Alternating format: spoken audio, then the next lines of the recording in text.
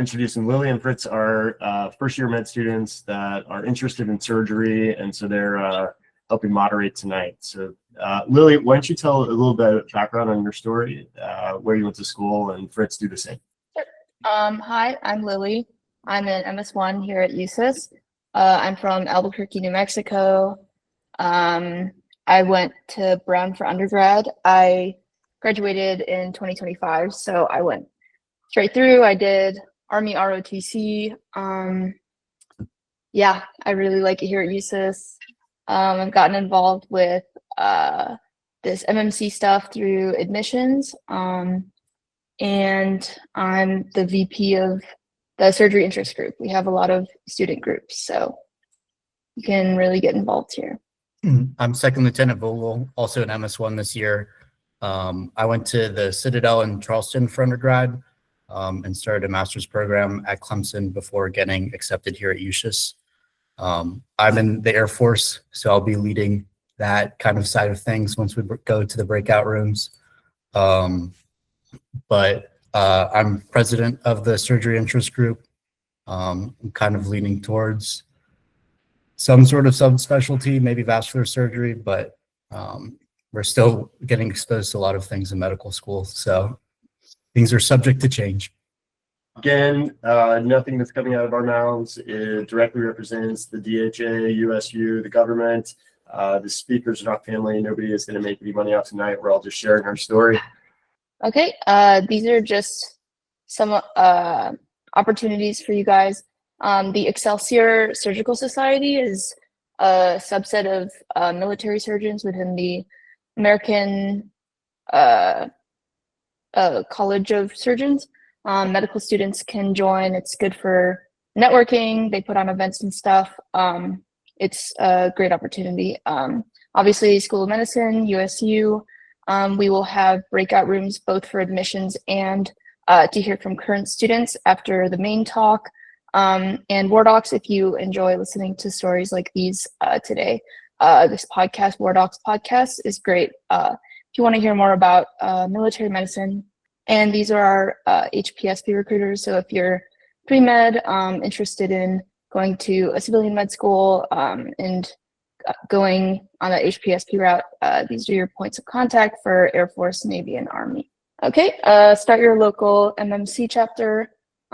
This is a great way to get involved and grow those military medical communities in your local college, community, what have you.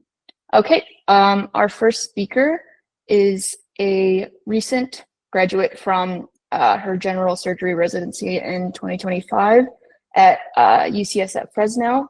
Dr. Rachel Wolinsky is a part of the Expeditionary Resuscitative surgical system with the United States Navy at the Cook County Trauma and Burn Department in Chicago, Illinois. She's also a USIS alum, so we will hear from her first. So I will turn it over to Dr. Wolinsky.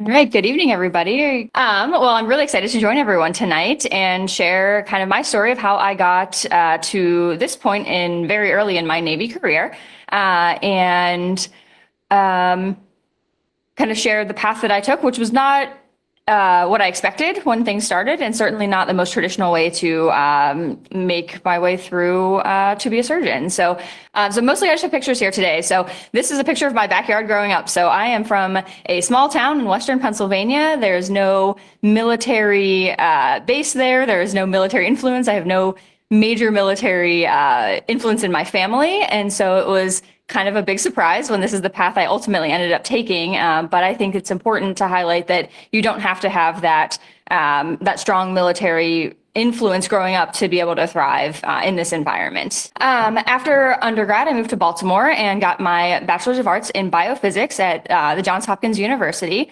During my time there as completely a civilian, I did take a couple courses through the ROTC department that is embedded in the university, but that was more just for my own interest because parallel to my time as an undergrad and pre-med student, I spent my summers volunteering at a nonprofit. I spent many years working for Outdoor Odyssey Leadership Academy, which is, again, a nonprofit in Western Pennsylvania that primarily works with underprivileged youth in the local area, but it was founded by a retired Marine Corps Major General, General Jones in the picture there. And because of his influence, there was a lot of military themes to the program. And then additionally, there was a kind of a second program called Semper Fi Odyssey. And that program was a transitional leadership program for wounded Marines. And I fell in love with that population during my time working there. There's a couple of those wounded Marines working through the high ropes course that we had on our site. And so through several summers during college and even high school, and then an additional year with AmeriCorps after my undergrad before I ended up in medical school, I spent every day at this program working with the incredible, resilient Marines and other service members who absolutely inspired my journey to pursue military medicine.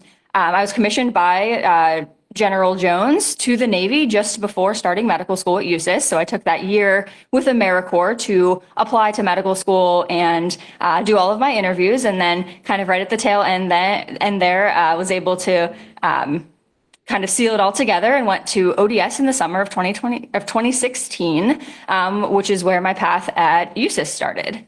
So I, again, attended the Uniformed Services University from 2016 to 2020. And I have just a couple little pictures here of some of the incredible military experiences that we get during our time at USIS. But what really inspired me to take that path in particular versus HPSP was that because I didn't have that military influence growing up, I really wanted to be embedded in it day to day before I was going to be asked to become the provider for these patients. That was a personal choice for me, and I haven't looked back. I really enjoyed my time at USIS.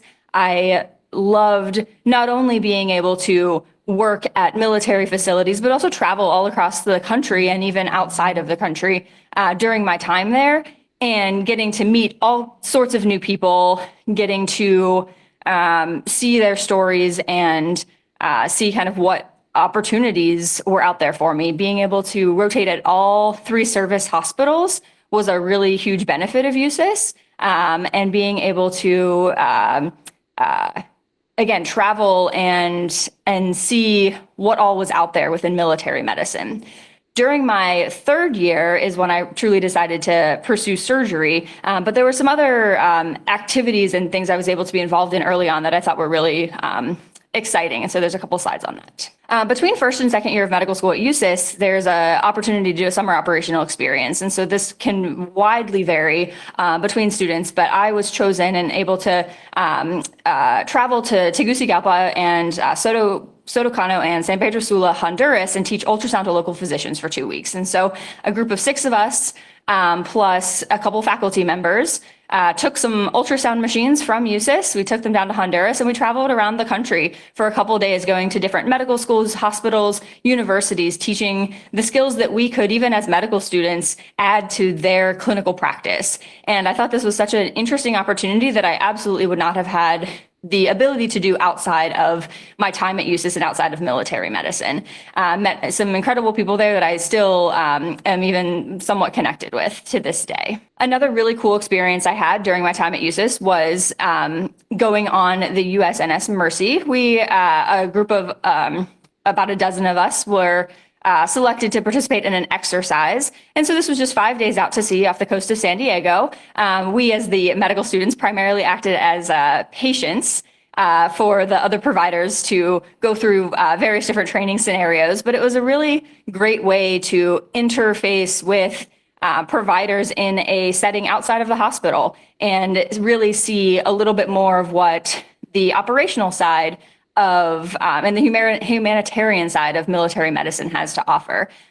We were able to live and kind of work on the ship alongside all of the providers for that week. And it was a really cool, again, opportunity that I don't think I would have had otherwise outside of my time at USIS. Towards the end of medical school, as I mentioned, I decided surgery was the path for me. I remember sitting in my first day of my surgery clerkship as a third-year medical student thinking, I don't know if this is what really, I don't know if this is for me. And a couple weeks later, I absolutely fell in love with it. They say that keeping an open mind is important, and I certainly tried to do that throughout all of my rotations, and also that when you find your people, you know. And for me, that was general surgery. Again, it surprised me at the time that this is what I ultimately fell in love with and decided to pursue. But again, I haven't looked back, and I'm very happy with the path that I've taken thus far. I was selected for an internship in general surgery at Walter Reed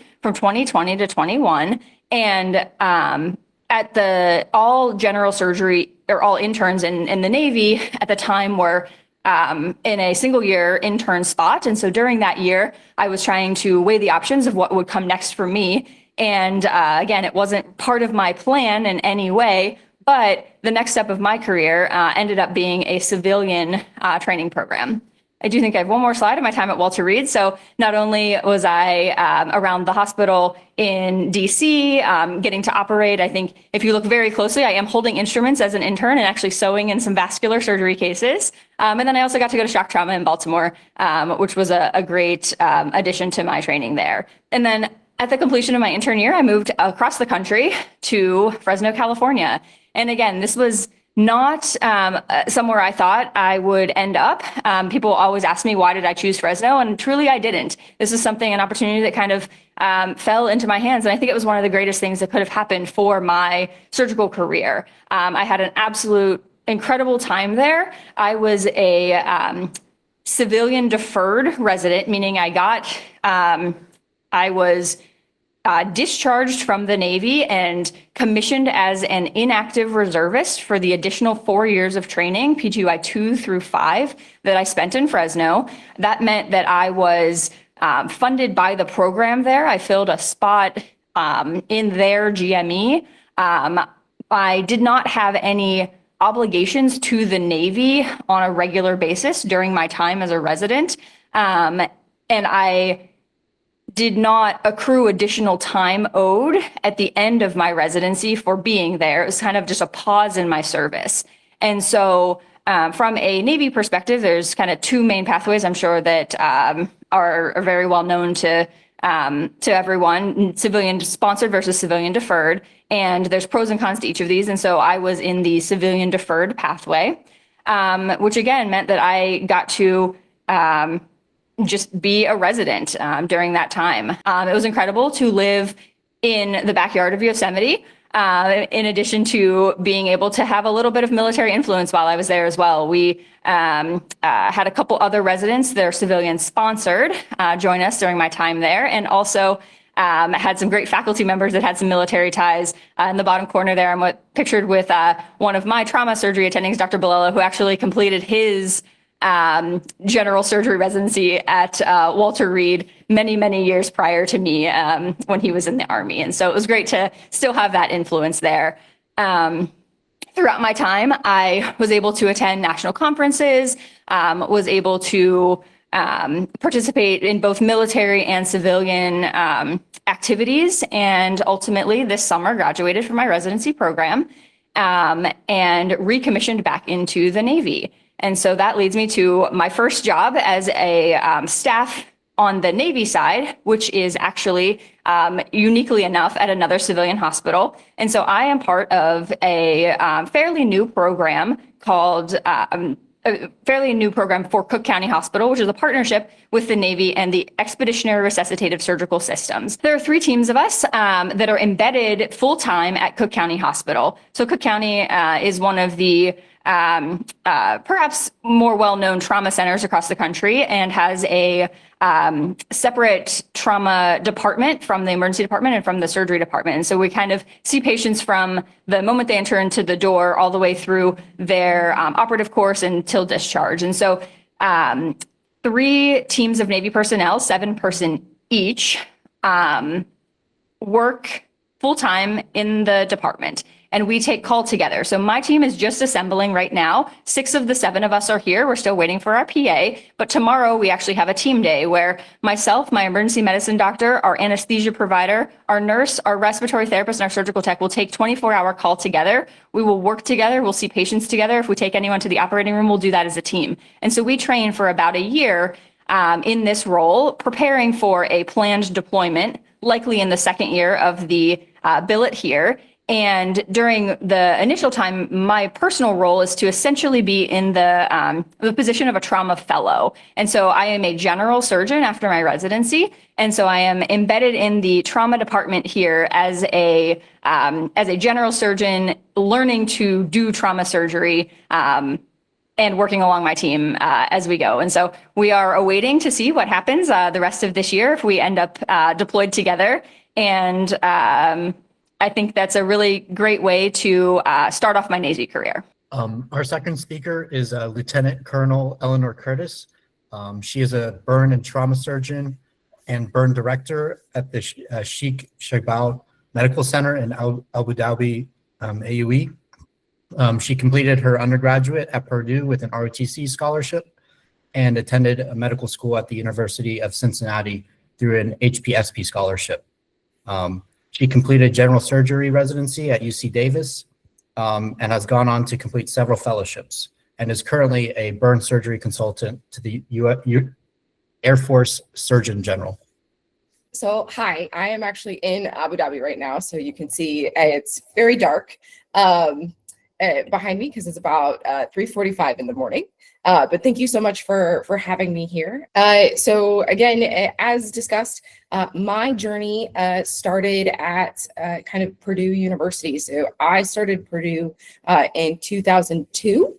And if all of you, well, what many of you probably do not remember, but in 2001, there was a big attack on the United States. And so a lot of people, myself included, decided to join the military to try to help support and defend the United States.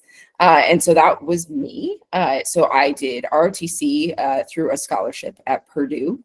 And I did things like Arnold Air Society.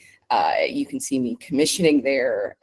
But during that time, unlike a lot of people that go into medicine, I had no idea what I wanted to do. But as I was looking at, the careers that I could have in the Air Force, I wasn't the person that wanted to be a pilot or a navigator or anything like that. And I was like, well, the only thing I'm really good at is school. What kind of school can I get the Air Force to keep paying for? And they're like, well, you can go to medical school. So that's what I did. I got the HPSP scholarship while I was still in ROTC. And then I had to figure out how to get myself into medical school. I'm very lucky in the fact that I was able to do so, where I went to the University of Cincinnati College of Medicine. So the University of Cincinnati is also a C-STARS program. So I was also able to continue to interact with the military there at the University of Cincinnati. You can see some of the pictures of my time there where I was doing the military courses in between my years of medical school, graduating up in the upper right corner.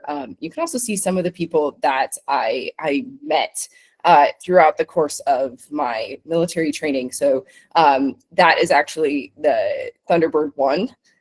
Nathan Malafa was within my ROTC program at Purdue. He came back for a gala dinner. And so I really got to meet a bunch of really interesting people throughout both my undergrad and college kind of career in the military that were all doing interesting jobs. So I wanted to continue to try to do interesting jobs as well. I also never really knew what I wanted to do, just like I didn't know I wanted to do medicine. Throughout my medical school, I wasn't sure. So I liked emergency, but I also liked other proceduralist skills. And the recommendations I got from all of the people I met was, well, it's much easier to go from surgery into a different subspecialty than it is to go to surgery later. So I was like, okay, fine. If I think I want to do this, I'm going to try for surgery. So I did try for surgery, and I was lucky enough to get a civilian not slash active duty residency. So it's technically active duty at Travis Air Force Base, but it is fully integrated and embedded with UC Davis, which is about 45 minutes away from the actual active duty base. So UC Davis is in Sacramento, California, whereas Travis Air Force Base is closer to the Bay Area. And so I did a 6-year general surgery residency there, which I absolutely loved. It was a great training program. And as you can see in these pictures, it is a huge military community. So the Travis program is a big military civilian partnership. They have lots of different specialties from the base that work integrated in the UC Davis hospital system. And you can see me in my civilian residency clothes, at Travis Air Force Base, here on the left side of the bottom part of the screen, and then in my military clothes, at my house, 2 blocks from the med center that I would walk to every day, and how it was pretty seamlessly integrated together. So getting the best of both worlds. You got the experience of doing things with the military, but in a very highly active civilian trauma center. Next, the other things I was able to participate in at UC Davis that I thought was great is I was able to be supported to go to the AAST trauma meeting through military scholarships. They helped start my kind of academic career and were able to pay for me to go to places like the American Burn Association meeting when I had posters to present. And they also had this global surgery kind of tracked. So I was able to go to this kind of remote location in South Lake Tahoe for 6 months of one of my chief years, and just really integrate in and be one of the people that sometimes we had to figure out what to do with these patients, even if our hospital didn't necessarily have the resources to do everything, because we'd be snowed in and there'd be a big storm on the mountain, and we'd have to manage this spine injury or this nasty head injury, or even do thoracotomies in this critical resource hospital. So it was an interesting kind of experience to be able to have while working at the UC Davis residency program. Next, I moved on to my 2 fellowships. So I was very lucky in that I got to do a burn and surgical critical care program at the University of Washington in Harborview, Seattle. Different pictures you can see here. The first week of my fellowship starting, there was a solar eclipse. And so this is all of my kind of teammates, including the then president of the American College of Surgeons, Ron Mayer, just going out and looking at the solar eclipse.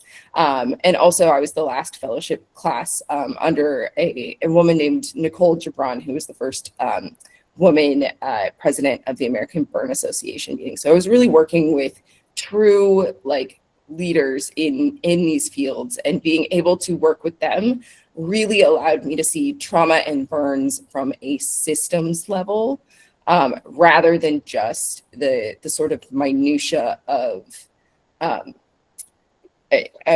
surgery itself. I love surgery itself, but it hasn't ever been everything to me. So I wanted to do kind of a bigger picture look.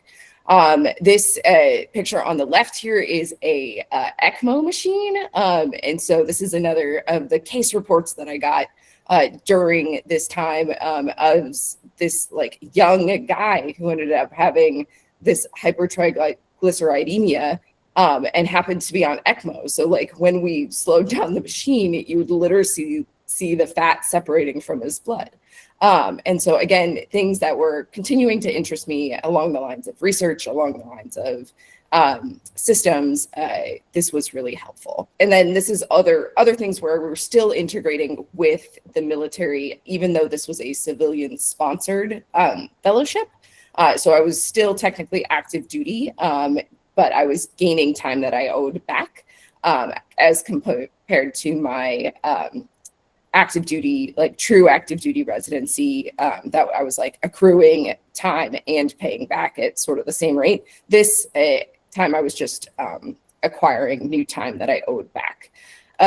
So this is us teaching people. These guys in scrubs were a PJ team that came to learn burn skills with my burn unit. We also taught Stop the Bleed to the local ROTC at the University of Washington. And then this is Ron Mayer's house, where he would take us out on the boats when we finally graduated our fellowship program. My second year of fellowship, so when you get a trauma critical care fellowship, at least in the Air Force, they always require that you do 2 years. However, as you're going through training, you realize that a critical care fellowship is technically only a single clinical year.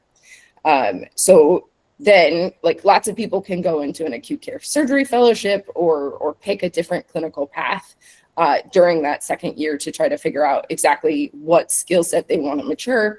I decided I wanted to do a hospice and palliative medicine fellowship.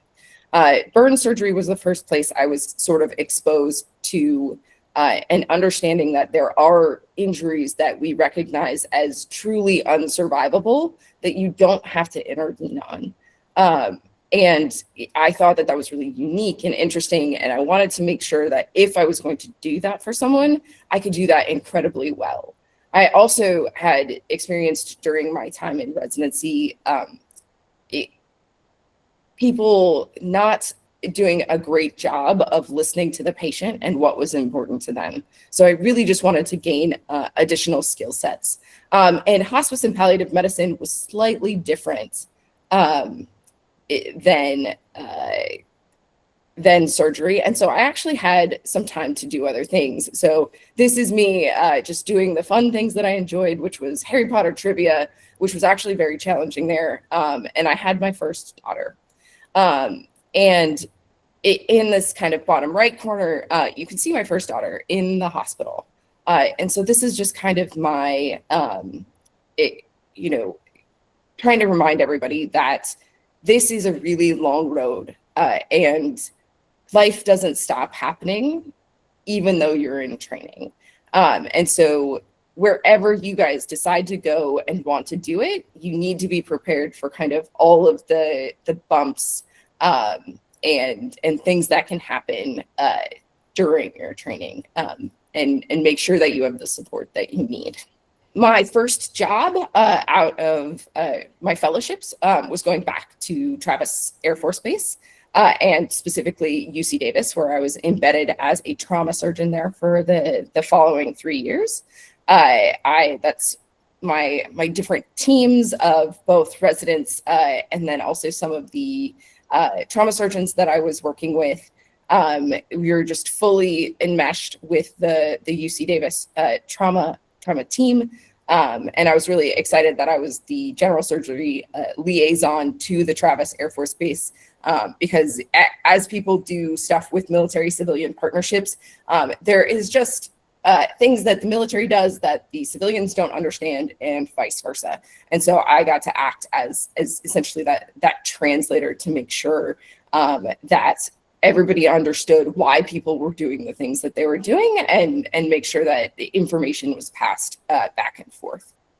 I got to be kind of noted as they're called UTCs in the Air Force, but I was slated as a critical care air transport team doctor. So I got to train as that. And I actually deployed to Germany and did a couple of runs, both to combat areas and then also back to the United States with critically ill patients. It was very interesting and kind of fun experience, but it was a surprise, right? So again, I was short task deployed. So about 1 week before Christmas of that year, I was told I was leaving, and 3 days before Christmas, I had left. So definitely, you just have to have a lot of flexibility in your life, and being able to get up and go at the drop of a hat is something that, being a military surgeon, or at least a CCAT physician, is something to potentially need to do. My second job, I got recruited to come be part of the Trauma, Burn, and Rehabilitation Medicine team, TBRM, out here in Abu Dhabi. And so this is my team. We're a group of between 9 and 11 people, and we are here building a burn and trauma system for the Emirate of Abu Dhabi and the UAE. Different things that I have been able to do, or parts of our team have been able to do while we were out here, is really get it noticed on an international stage. So this, you see one of my partners getting a congratulatory medal from our partner sponsor, Major General Asia. This is me sitting on a stage with the Australian Defence Forces Surgeon General, after a panel discussion on what to do in large-scale combat operations with burns, specifically at a combined conference of the Australian-New Zealand Burn Association and the Australian Military Medical Association. So it's really brought up kind of the profile of all of the people working with TBRM, and being able to really excel in our areas of expertise.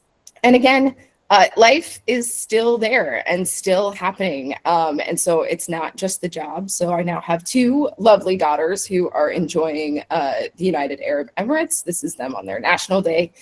My husband, who has joined me on all of these adventures. And then the people that I'm currently working with now are, the people of the burn unit here at in Abu Dhabi, which, have just done incredible amounts of change with me over the last 3 years. Really, I came into a system that was not really prepared to handle even one really major burn. And last Sunday, we admitted 20 major burn injuries from the same incident. And my teammates here have just done an absolutely incredible job. It's really been a fun adventure. Thank you so much for inviting me, and that's all I have. I will join the breakout rooms later. Thank you so much, ma'am, for sharing, and thank you again for tuning in the middle of the night. We really appreciate it. Now I'd like to introduce our final speaker tonight. Our final speaker is an accomplished trauma surgeon, clinical scientist, and retired Army colonel. Dr. Brian Eastridge has 31 years of military experience, multiple combat deployments, and has been instrumental in improving the U.S. military trauma system. Dr. Eastridge is currently a professor of surgery at UT Health, San Antonio, and is the division chief of trauma and emergency surgery there. Off to you, sir. Great. Thank you very much. It's a real pleasure to be with the group tonight. At least I don't have to be up at 3:45 in the morning. So I started my track, and you'll see that we all have a little bit different tracks. I earned my degree at Virginia Tech, and then I went on to medical school at University of Maryland. When I was a medical student at Maryland, I decided I wanted to join the National Guard. So I joined the National Guard, completed my residency, and went on to fellowship at UT Southwestern in Dallas. As a reservist, I was deployed a couple of times, and ultimately, after 17 years of being in the reserves, I actually went on to active duty. I spent roughly 10 years on active duty here in San Antonio. During that time, I was the trauma medical director for the trauma center, the fellowship director for the critical care fellowship, and I was the division chief for trauma and surgical critical care. I also got to really was fortunate to be able to play a role in development of the joint trauma system, and I've remained engaged with that project for the last 20 years. After spending several years on active duty, I actually went back in the reserves and only retired in 2021. So if you look at the wars of antiquity, wars are said to be sort of the great teachers. And this was even cited by Hippocrates. So again, I just want to mention one thing about myself is, again, I have a CV that's as long as your arm, and and you can see my uniform, and really a testament to a career that I'm very proud of. And I only mention these facts is to give credit for my professional success to many of the opportunities that were afforded me by the military, particularly the Army. But I'm not really here to talk about the titles or the positions. Again, I'm here to talk about decisions and sort of some of the decisions that you're about to face. In 10 or 20 years, many of you on the line will be responsible for the healthcare system in the military, potentially combat casualties. And I just want to talk about, one potential path as you move forward. So during my career, I've really had tremendous opportunities afforded by the military, being an academic trauma surgeon, a surgical scientist, a military commander. But the one that I really is most proud of is actually being a military surgeon. I actually have that on my personalized license plate. That's how important it is to me. So, I was sitting exactly where you are, trying to figure out if surgery and later trauma was a right fit and whether I was choosing the right path and making the right decision. Ultimately our destiny is predicated on those decisions we make. When you make the right decision, build upon it, but we don't always make the right decision. And it's important that you learn, persist, and grow. I didn't know then what I knew now, that, I would be on the battlefield or actually have the one-of-a-kind opportunity to build the military trauma system. But I did know I wanted what I was doing to matter. And I suspect that's likely what many of you are thinking about today. So I joined the National Guard, again, when I was a third-year medical student because I wanted to serve my nation. And I have a family history that's sort of, rooted in the military. My grandfather was in an Army unit, artillery battery on Pearl Harbor during the attack. My father was in the Air Force as a radar operator during Vietnam. So I commissioned as a medical service corps operative with the 104th Medical Brigade.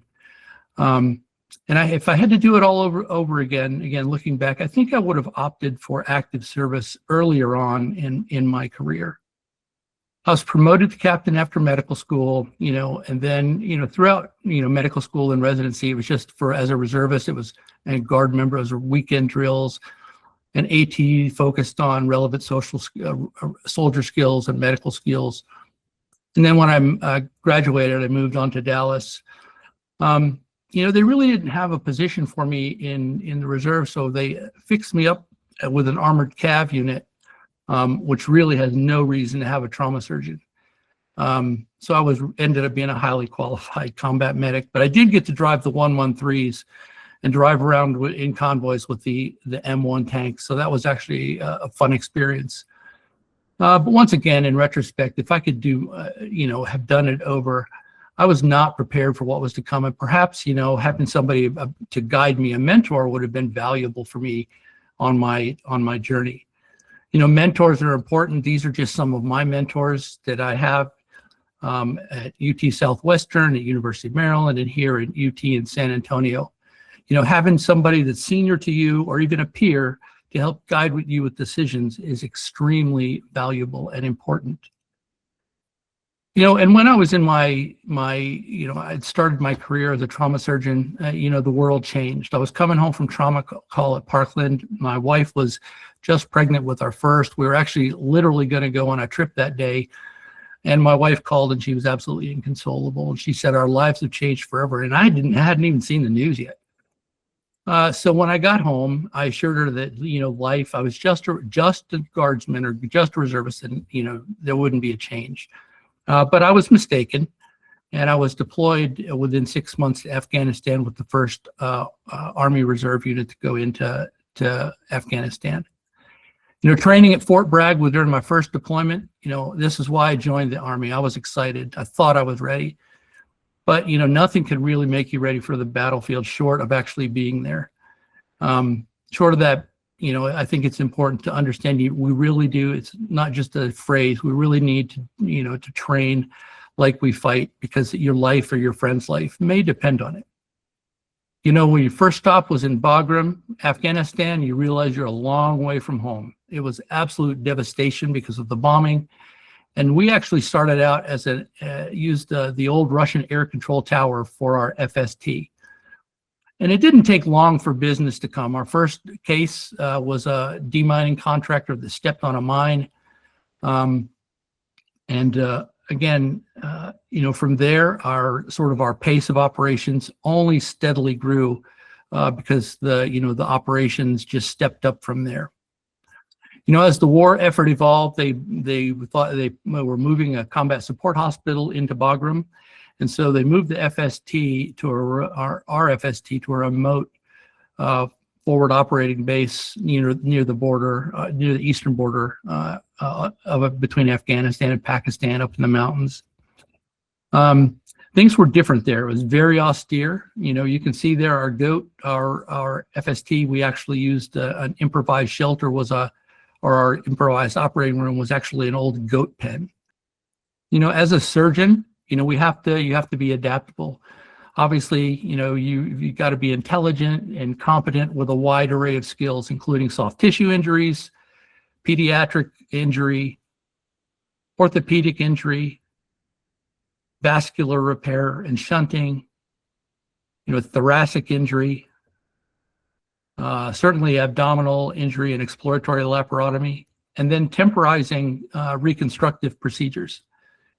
Again, you also have to be facile, at least to some degree, if you don't have an orthopedic surgeon with orthopedics, at least the stabilization of fractures, and ultimately how to move your fractures along the chain.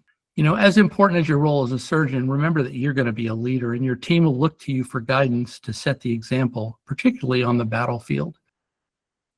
All of us thought we were doing a great job, but we were not a system, and a trauma system is really what you need to optimize survival. So several of us identified that problem and worked tirelessly to fix it. It was about nurturing a process and a culture of performance improvement that really is not typical of the way that we had traditionally done medicine in the military. The lessons learned from the battlefield have changed civilian care, and ultimately in the future, this will need to be a bidirectional process. So through this effort, again, this is the joint trauma system, which has evolved over the last 20 years. It's really about learning from your care. A lot of that is basically based upon data. We look at trends, we look at injuries. We can have the opportunity to update doctrine, and then we train and we implement and we measure again. And it's really a never-ending cycle. And so this is just a graph to kind of explain, the value of this system. You can see basically this graph shows all those green arrows are iterative improvements in the trauma system over 20 years of war. And you can see that even though, our case fatality rate, we're seeing worse injuries over the course of the war, our survival actually improved dramatically over the course of the war. And that's a real value of the system. And because we were able to show the value to the Department of Defense, that concept, that initial concept that was a couple of people with a good idea is now grown into a multi-million-dollar DoD organization with PALM funding. All of this system needs a registry and data. Our reality today is the survivability that we now expect exists only because someone chose to measure yesterday's failure. So I think it's important to understand that, you need to be insightful of your failures and look at performance improvement, look at research. You don't need permission to be curious. So early in the course of the war, surgeons had a clear understanding of why casualties die once they reach the MTFs. But we realized that most of the casualties actually died before the MTFs. So we developed a research plan to look at all the autopsies of our casualties and look at the potential for survivability based on wounding pattern. And we saw that again, you can see that graph shows a majority of our casualties die on the battlefield, but about 25% of them had injuries that were potentially survivable had they had expeditious care.